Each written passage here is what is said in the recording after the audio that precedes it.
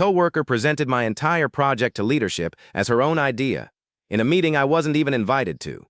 My manager found out and corrected the record immediately in front of everyone.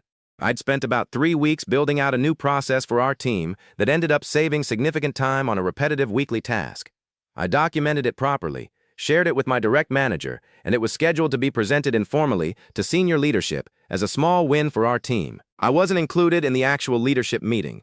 That wasn't unusual. Junior staff often weren't invited to those calls directly.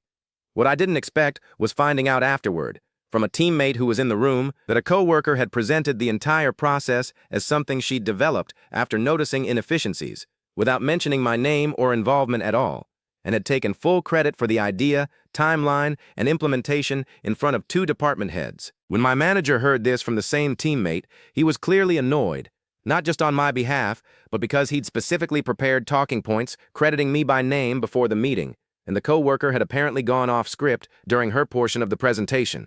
My manager followed up directly with leadership afterward, over email, CCing the relevant department heads, clarifying explicitly that the process had been fully designed and implemented by me, with a short summary of the actual timeline and my specific contributions, correcting the record clearly and in writing, so there was no ambiguity going forward. The coworker later approached me somewhat awkwardly, saying she'd meant to mention my name, but ran out of time in the meeting. I didn't make a big deal out of it directly with her, since my manager had already handled the correction cleanly and in writing, which mattered far more for how leadership actually understood the work going forward than any conversation I could have had with her personally.